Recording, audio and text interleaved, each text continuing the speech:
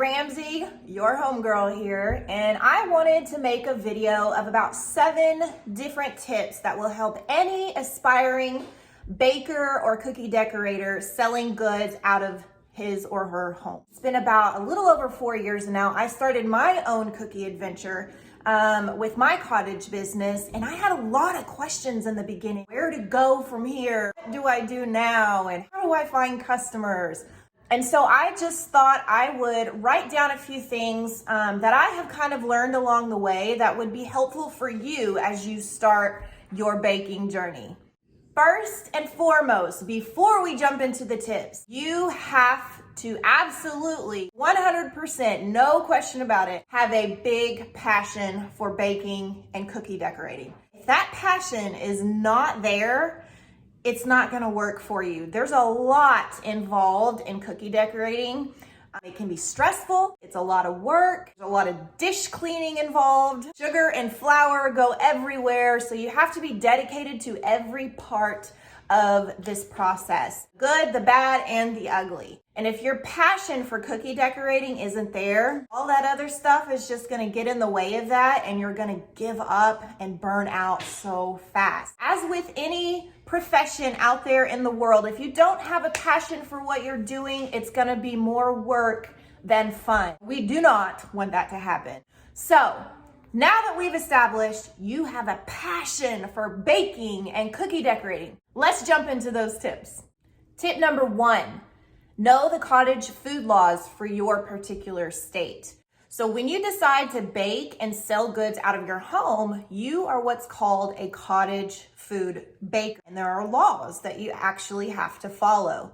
Each state's laws are different. For example, I'm in Texas. In very short terms, I have to have a specific food label printed or stamped or stickered to every food item that leaves my house and goes into the hands of the customer.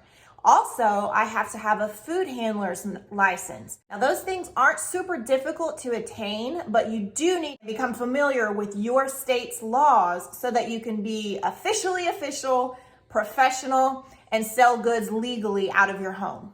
Tip number 2, get those social media pages up and going pretty quickly. Put up some pictures and examples of the work you've done so far. Maybe add a pricing guide there for your customers to reference. In the beginning, you really want to start creating kind of a buzz around your new business name, getting customers to circulate that name in their conversations with other people. A good way to generate a customer base is to offer free items.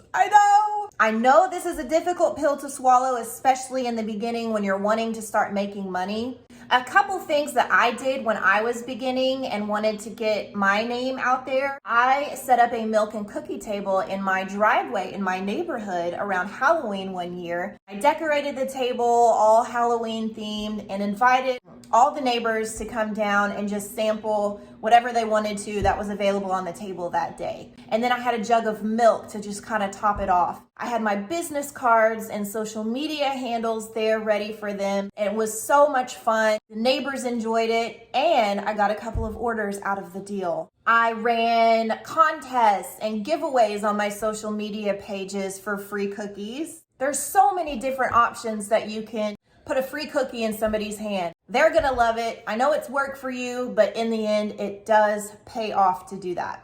And it will drive people to your pages. Tip number 3, you need to have some kind of order organization set up beforehand. By that, I mean, how are customers going to place orders with you?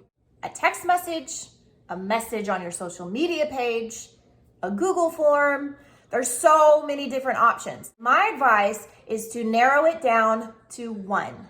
Yes, 1. When you have messages flying in from so many different avenues, it becomes so hectic, very scattered. You need to keep it in one place, whatever works for you. What works for me is directing customers to inquire about orders on my Facebook business page messenger system. All the details of what they're wanting in that one place.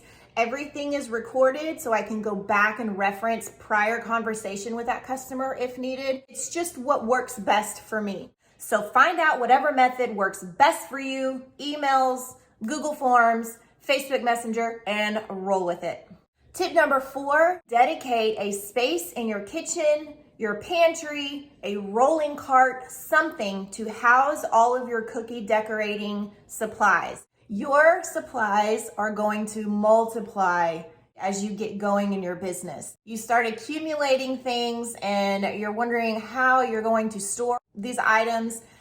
Best thing to do, if you're able, is to clean out a cabinet or get a self-storage rolling cart or something to keep all of your cookie stuff together. And it helps so much when it comes to organization to grab what you need.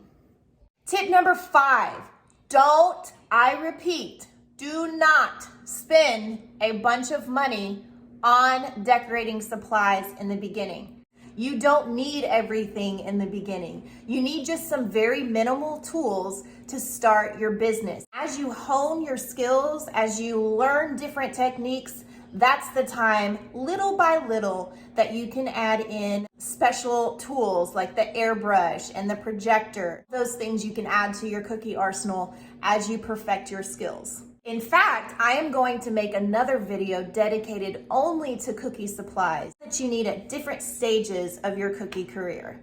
So be sure to check that out. Tip number 6, join Facebook and Instagram cookie pages. There are so many out there. There is a wealth of knowledge and a huge support system in the cookie community. So many wonderful, talented, creative cookiers out there that are willing to share what they've learned along their way. It's how I learned everything up to this point, just communicating with them, joining their groups, staying in conversation with them, asking for help, not being scared to ask for help. They are so wonderful, so welcoming, and so supportive. I highly encourage you find some of those groups to join. And last but not least, tip number 7, practice, practice, practice, practice, practice, practice, practice, practice. Everyone knows the old saying, practice makes perfect. Amen. Practice as much as you can, as often as you can, but don't burn yourself out. By practicing, you learn. By learning, you accomplish. By accomplishing, you make people smile, including yourself.